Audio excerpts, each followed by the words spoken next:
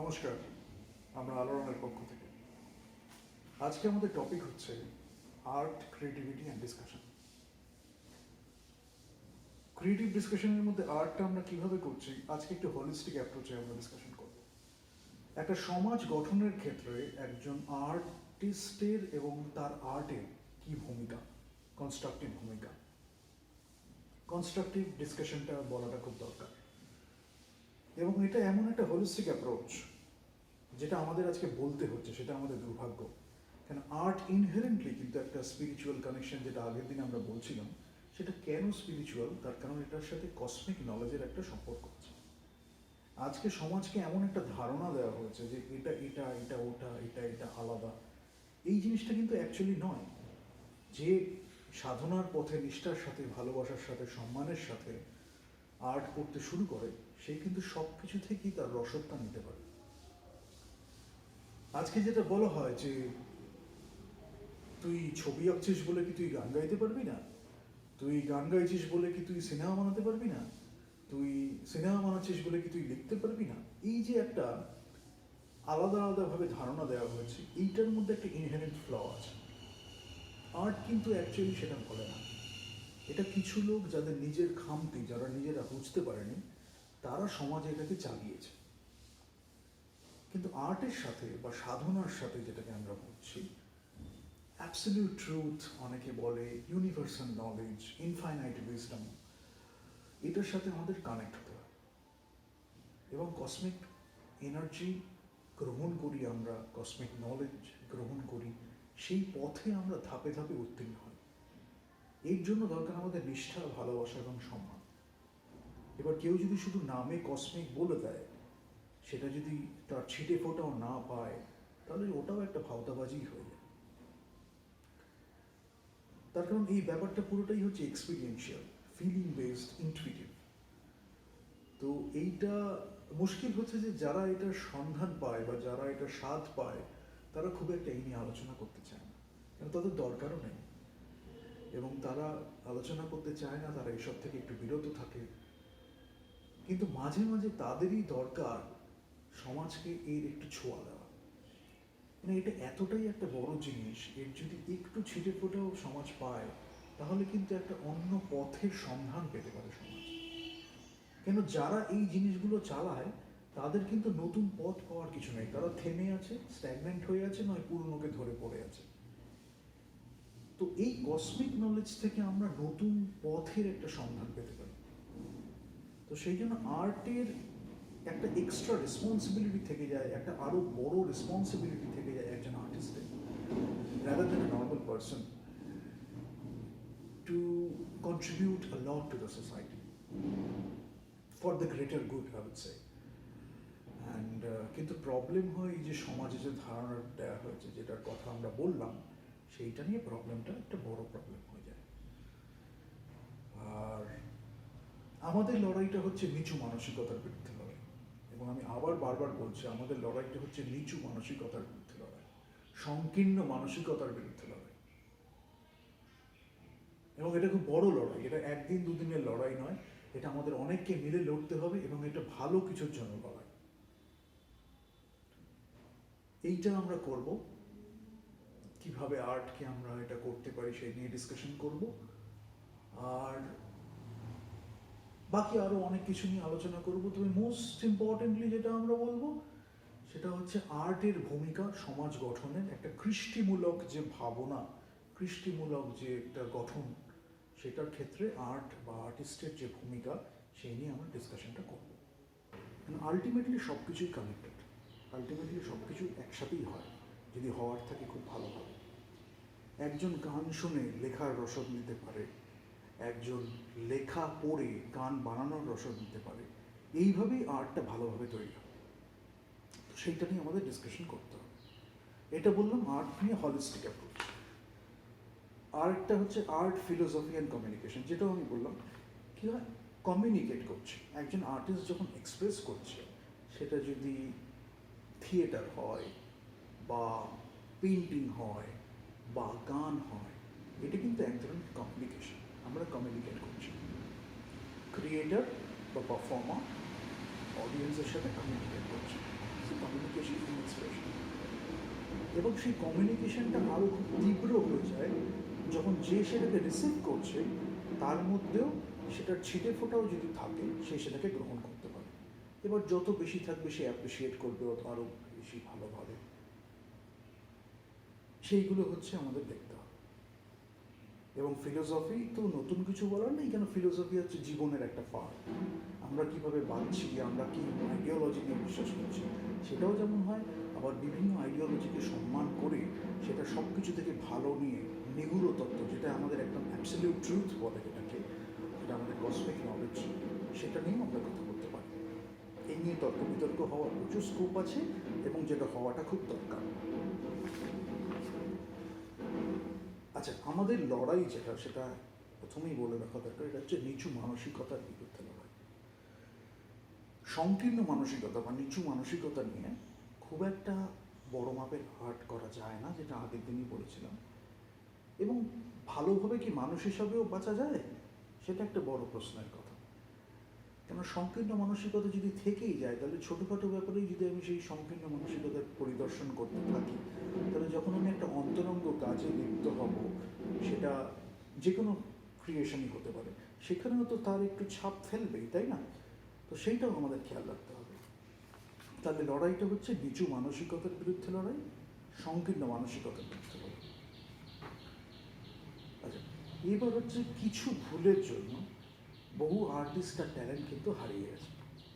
এবং কিছু ভুল যেগুলো খুব কমন মিস্টেক হয়, সেগুলো নিয়ে খুব একটা কথা বলা হয় না।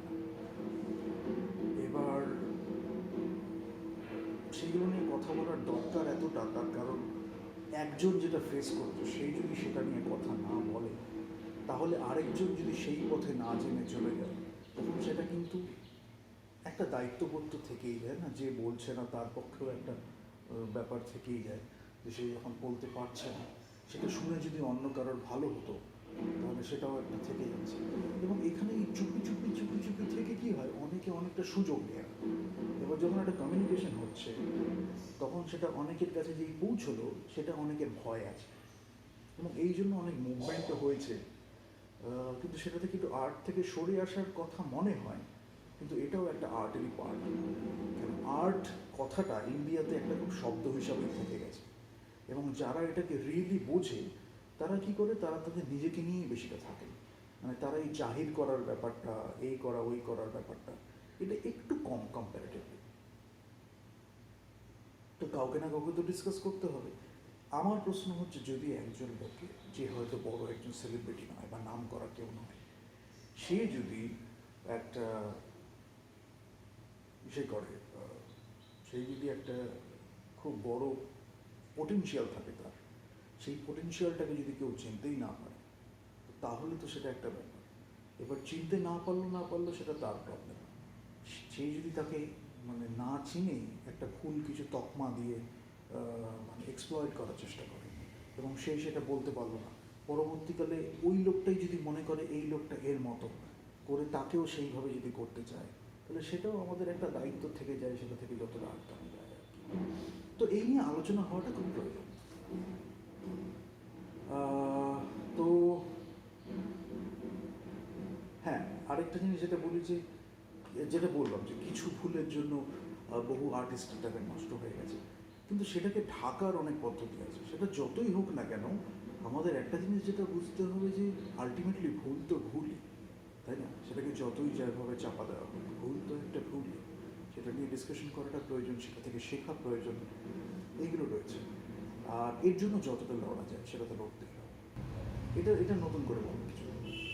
আর এখন এমন একটা স্বভাব হয়ে গেছে যেখানে সবাই দলবাজি করতে ব্যস্ত। এবার দলবাজি করতে করতে কি হয়েছে, দল যে গড়া যায় বা নতুন কিছু যে করা যায়, এই মানসিকতাটাই কিন্তু অনেকটা সরে গেছে। তো কি হয়েছে, দলবাজি করলেও যদি কাজটা আমার হালকাভাবে হাসিল হয়ে যায়, তাহলে আমি কেন কঠিন পরিশ্রম করে দলটা গঠন করবো? দল গঠনেরও তো কিছু পদ্ধতি আছে, এটা একটা ফেজের মধ্যে দিয়ে যায়, বিভিন্ন রকম লোকজন একসাথে আসছে, তাদের বিভিন্ন ধরনের লোকজন, তাদের মধ্যে সবসময় মনোমালিন্য থাকতেও পারে, তাদের মধ্যে অনেক সময় মিল হয়ে গেলে সেটা খুব ভালো, আবার মিল অমিল মিশিয়েই তার মধ্যে কাজ করার একটা প্রবণতা, যেটা আমাদের দরকার, যেটা হয়, যেটা আমরা এখন ডাইভার্সিটি, ইনক্লুশন, ইকুয়ালিটি নিয়ে আমরা যেটা কথা বলি, এবং সেটা খুব ন্যাচারাল ব্যাপার, এটা নিয়ে আলাদা করে বলার কিছু নেই। বিভিন্ন লোকজন মিলে আমরা একটা টিম করছি, যাতে বিভিন্ন পার্সপেক্টিভ থেকে আমরা পাচ্ছি, প্রত্যেকের থেকে আমরা প্রত্যেকে শিখছি, এটা একটা ব্যাপার।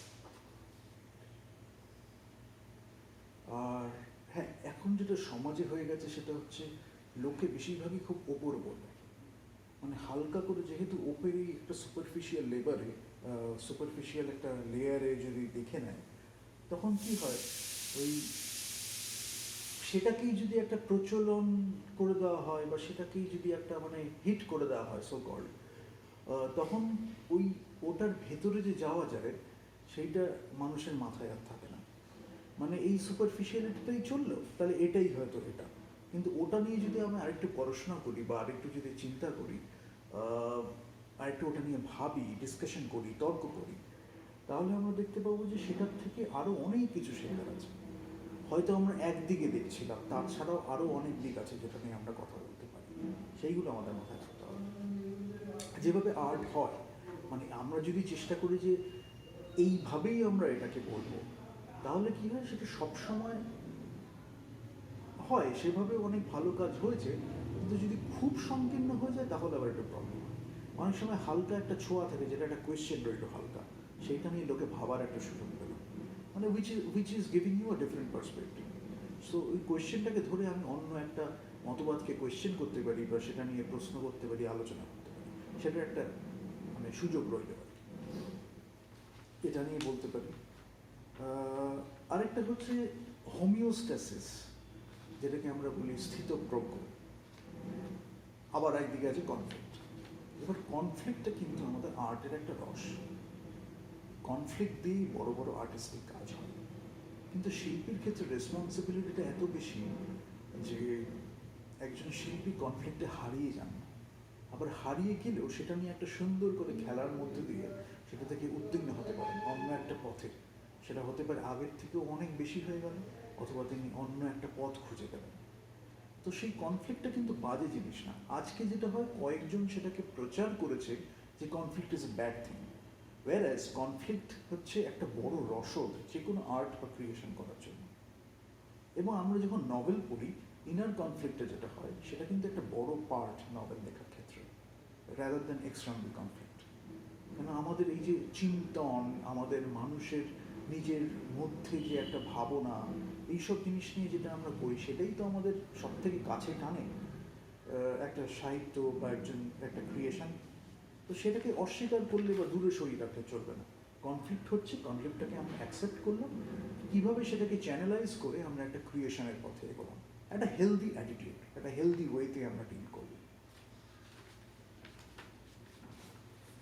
আবার কিছু কিছু আর্ট থাকে যেটার মধ্যে আমরা মেডিটেশন ইউজ করতে পারি, ট্রান্সেন্ডেন্টাল মেডিটেশন ইউজ করতে পারি, হোমিওস্টেসিস করতে পারি, এবং সেটাও আমাদের উপনিষদের একটা বড় অবদান আছে।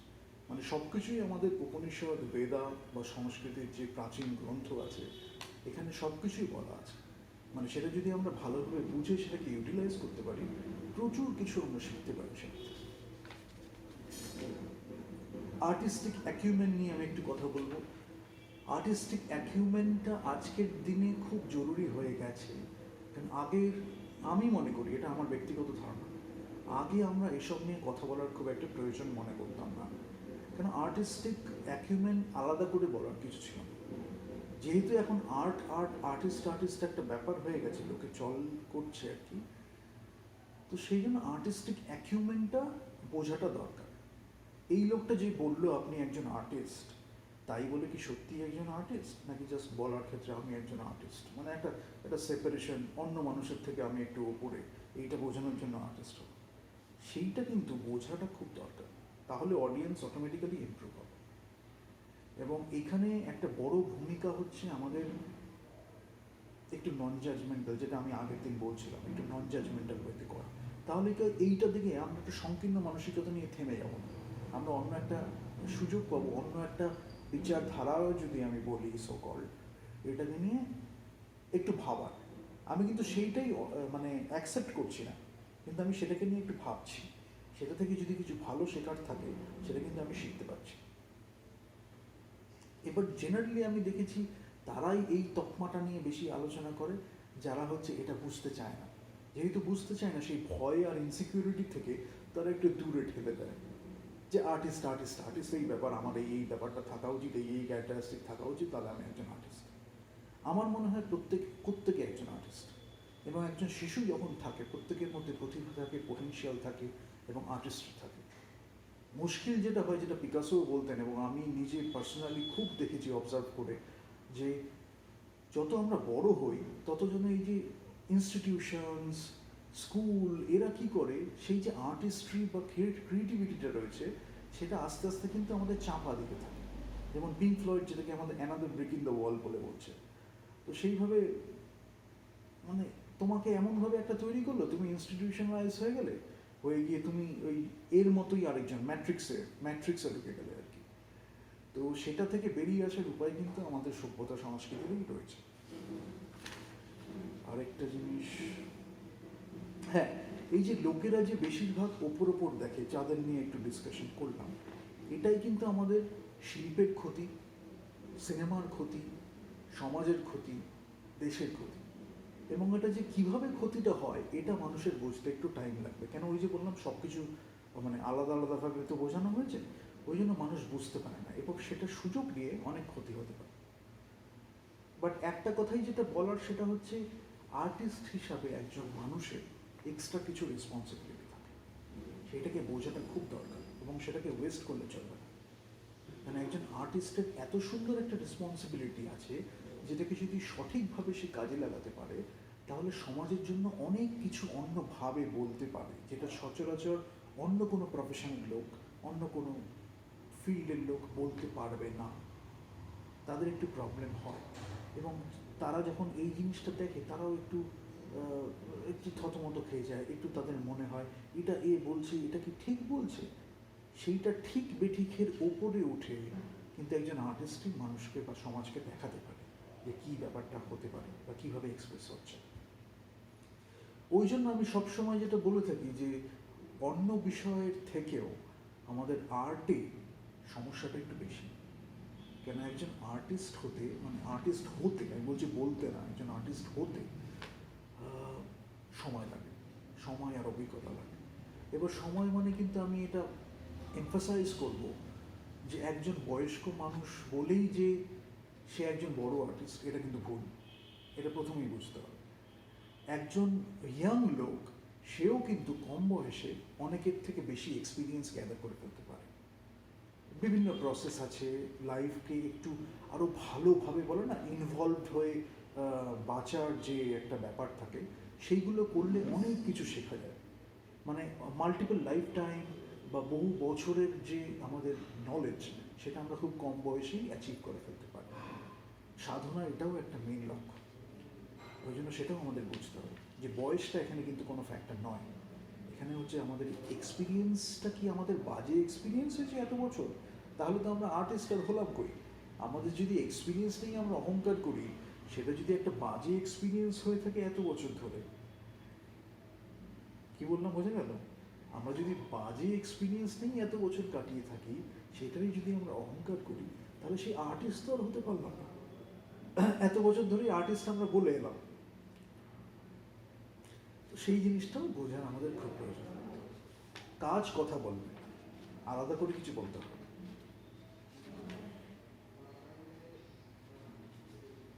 হ্যাঁ, এটা একটা, এই যে যারা একটা বড় কাজ কিছু করলো, যারা একটা মহৎ কাজ কিছু করতে গেল, তো সেখানে ছোটোখাটো ব্যাপার নিয়ে ছোটোখাটো লোকজন প্রচুর তর্ক বিতর্ক শুরু করে।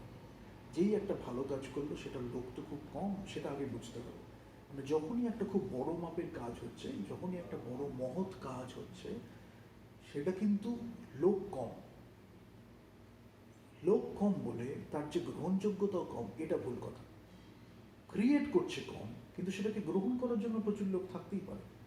সমাজে যেটা চালানো হয়েছে গ্রহণযোগ্যতা কম, ওই জন্য অনেকে থেমে যাচ্ছে, পথ থেকে সরে আসছে। অনেকে থেমে যাচ্ছে, পথ থেকে সরে আসছে, কি বলছে না আমার হয়তো এই ব্যাপারটা আর হলো না, আমি হয়তো এই পথে আর হাঁটতে পারলাম না, এবং সেটার আবার অনেকে সুযোগ নিচ্ছে। সেটা করলে চলবে না। যেটুকুনি আমি পারি সেটুকুনি আমাদের চেষ্টা করে যেতে হবে, ভালো মনে উদ্দেশ্য নিয়ে এক্সপ্রেস করতে হবে। এটা একটা হলো। আর এটা যেটা চিন্তা ভাবনাটা খুব বড় হওয়া উচিত, একজন আর্টিস্টের চিন্তা ভাবনাটা সত্যিই খুব বড় হওয়া উচিত, যার জন্যই তো বাকিদের থেকে সে আলাদা, যার জন্যই তো সে একজন শিল্পী। এই ঝগড়া ঝামেলা ছোটোখাটো জিনিস নিয়ে যদি সে আটকে থাকে, তাহলে সে আর মহৎ কাজটা করবে কী করে, সে বড় কাজটা করবে কী করে, তো ভাবতেই হবে। আর যেটা আমরা বলবো, একটা জিনিস সেটা বলি যে ইনফ্লুয়েন্সারদের দিকে আজকে একটা খুব বড় নজর। আমি সবসময় এটা বলি যে একজন ইনফ্লুয়েন্সার হিসাবে অনেকের অনেক বড় দায়িত্ব আছে। এবার ইনফ্লুয়েন্সারদের ওপরে প্রচুর, যেই একজন কেউ একটা ভালো কাজ করছে তখনই তার দিকে কে কে ধেয়ে আসবে তার দিকে একটা অ্যাটাক করতে, সেটা একটা ব্যাপার আছে। আর হচ্ছে যদি তুমি আমার মতবাদে চলো তাহলে তোমাকে ইনফ্লুয়েন্সার হিসেবে আমি একটু সাপোর্ট করবো, এরকম একটা ব্যাপার হয়ে গেছে। তো সেটা করতে করতে আলটিমেটলি সমাজের কোনো উপকার হচ্ছে না, যেটা একটু হচ্ছে ক্ষতিই হচ্ছে, কেন ওই একই মতবাদ একই ন্যারেটিভ পুশ করতে করতে সেটাই সমাজে ছড়িয়ে যাচ্ছে। তো ওই জন্য ইনফ্লুয়েন্সারদের একটা বড় দায়িত্ব আছে। এবার আর্ট হতে হতে তুমি যদি ইনফ্লুয়েন্সার হয়ে যাও তখন সেটার সুযোগ নেবে লোকজন। আর্টিস্ট তো সেটা করতে পারে না, just for the sake of influence একজন ইনফ্লুয়েন্সার হতে পারে না। একজন আর্টিস্টের তার থেকে অনেক বড় একটা দায়িত্ব আছে, এবং যেই সেটা সে করলো তখন সে আর্টিস্ট্রি থেকেই সরে যাবে, এবং তাকে সেই সরে নেওয়াবার জন্য বা সরিয়ে দেওয়ার জন্য একটা বিশাল প্রচেষ্টা চলে, এবং সেটা থেকে কীভাবে সে নিজের আর্টিস্ট্রিতে ফিরে আসবে সেটার জন্য অনেকটা অভিজ্ঞতা এবং নলেজ দরকার, এবং আরও অনেক কিছু স্কিলসের দরকার, যেটা অ্যাকুয়ার করতে খুবই আমি বলবো হার্ডওয়ার্ক, নিষ্ঠা এবং সম্মান দরকার, সেটা হলে করা যায়।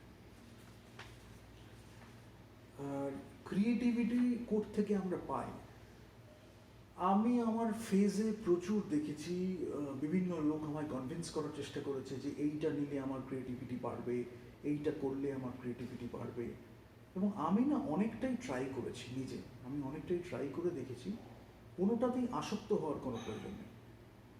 মানে ফর এক্সাম্পল সব কিছুকেই আমরা ভালোভাবে ইউটিলাইজ করতে পারি। যেমন আমায় একজন বলল তুই এই জিনিসটা কর, তাহলে তোর ক্রিয়েটিভিটি একটা বেড়ে যাবে, এবং আমি দেখেছি সেইটাই যে শুধু একমাত্র পথ এরকম কোনো ব্যাপার নেই। এবং আমার পার্সোনালি এটা অভিজ্ঞতা, বা আমি পার্সোনালি আমার মত যেটা আমি বলতে পারি, জীবনের থেকে বড় রসদ ক্রিয়েটিভিটির জন্য আর কি আছে। আমরা যদি জীবনটাকে ভালোভাবে বাঁচি বা জীবনটাকে ভালোভাবে কি বলবো মানে অনুভব করি, তাহলে তার থেকে আমাদের এত কিছু পাওয়ার আছে। তারপরে প্রকৃতি, আমরা যদি প্রকৃতির কাছে চলে যাই, প্রকৃতির সাথে একটু সুন্দর সময় কাটাই, তার থেকে আরও রসদ, তার বাইরে আমাদের আর কিছু খোঁজারই দরকার নেই। এমন অনেক জায়গা আছে যেটা প্রকৃতির সাথে জড়িত, এবং সেইখানে যদি একজন লোক গিয়ে বলে প্রকৃতি আর দেখলাম না, আমরা এই এই করে চলে এলাম, তো তাহলে আর সেই ব্যাপারটা রইল কি? সেই জায়গাটা তৈরিই হয়েছে, এবং যারা তৈরি করেছে খুব জেনে বুঝেই করেছেন যে এই জায়গাটা প্রকৃতির সাথে কানেকশনটা হওয়ার জন্যই তৈরি করা। অন্য জায়গায় হয়তো কম হচ্ছে, এখানে এলে একটু বেশি হবে। এবার সেইটাই যদি আমরা হারাতে বসে, সেটাই যদি আমরা রক্ষা করতে না পারি, তাহলে আর ব্যাপারটা রইল কি? এবার তুমি কম বুঝো বলে তুমি বললে এটাই ঠিক, তাই বলে তো সেই নিয়ে ঝগড়া করলে হবে না, আমাদের সেটাকে রক্ষা করতে হবে। এইটা বোঝার জন্য অভিজ্ঞতা প্রয়োজন। তো এইটা নিয়ে আমি বললাম কয়েকটা টপিক, আরও প্রচুর আছে, আমি আস্তে আস্তে ডিসকাস করব। এখন আমি একটু ছোট্ট ডিসকাশন করছি, এই ডিসকাশনগুলো আমি একটু ছোট্ট করছি, এবং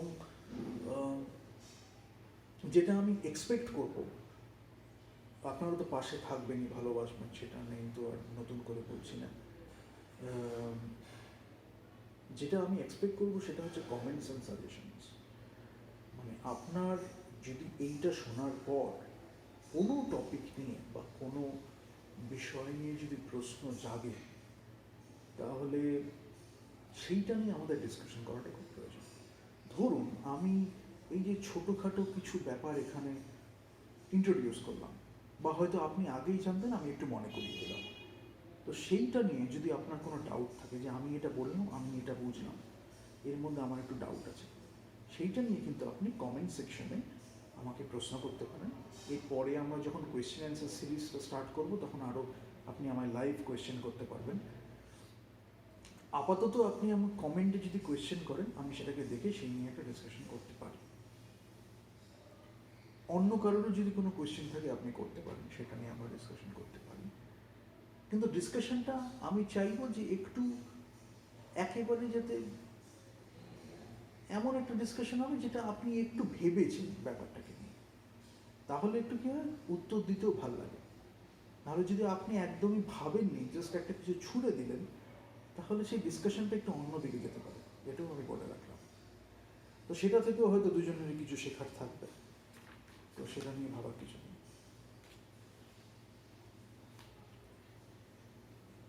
আবার যেটা আমি বলি যে যেটা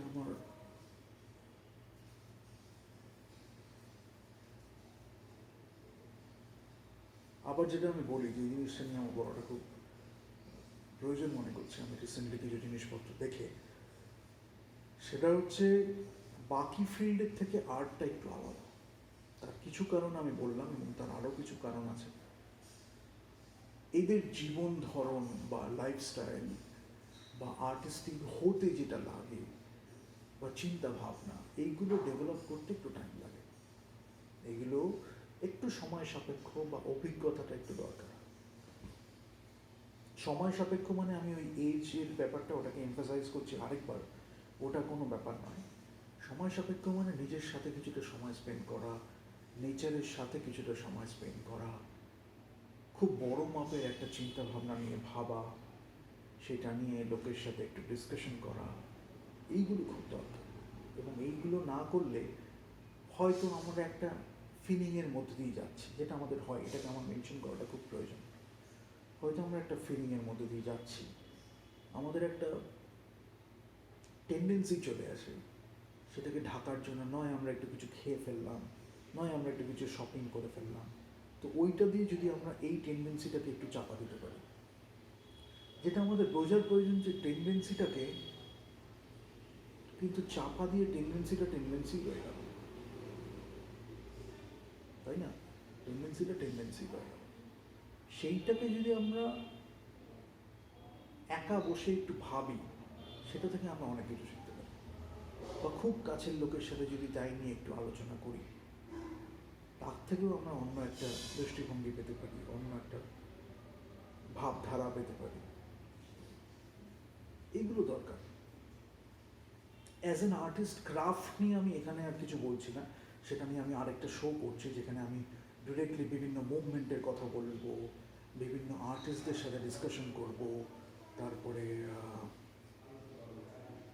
আরও অনেক কিছু আর্ট রিলেটেড, মানে ক্রাফট হিসাবে যেটা আমি বলছি, different forms of art, whether it's mixed media, whether it's painting, whether it's graphics, whether it's singing, what ever it is, আমাদের মোড অফ কমিউনিকেশন যেটা আমরা বলি আর্টে, তো সেইটা নিয়ে আমরা ডিসকাশন করব।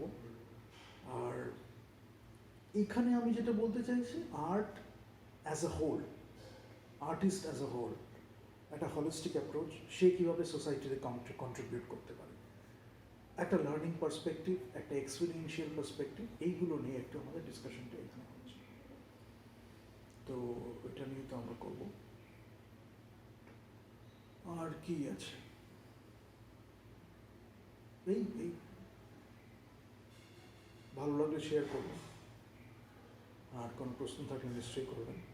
লাইক করুন, শেয়ার করুন, সাবস্ক্রাইব করুন। আর এটা বলতেও একটু কেমন লাগে, কিন্তু আবার এটা যদি না করেন তাহলে আবার অনেকে এইটা থেকে বিচ্যুত হয়ে যায়, এবং সেটা হয়েছে বলেই আমি বলছি। মানে এই জিনিসগুলো হয়তো আমি সবাইকে বলতে চাইনি, হয়তো আমি একটু কম লোককে বলেছি, তারা কী হয় সুযোগ হয়ে অনেক সময় মিসইউজ করে ফেলে। তো সেইটা হলে আমাকে তখন আবার আটকাতে যেতে হয়। তো সেইটা যাতে না হয় তাই এটা শেয়ার করুন। কারোর যদি কোনো কোয়েশ্চেন থাকে আমার ডাইরেক্টলি এইখানে করতে পারে, যাতে আমি অ্যান্সার দিতে পারি, বা আমার টিম আছে তারা অ্যান্সার দিতে পারে।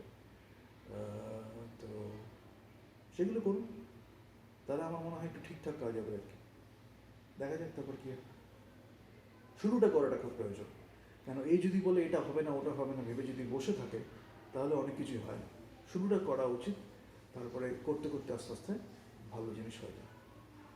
এবং আগের দিন আমি যেটা বলছিলাম যে ভালো মনে যদি করা যায় তাহলে যে কোনো জিনিসই ভালোভাবে হয়। ঠিক আছে, এটা নিয়ে আমরা করতে পারি। তাহলে আজকে এখানেই শেষ করছি, পরে আবার দেখা হবে নেক্সট একটা ক্রিয়েটিভ ডিসকাশন।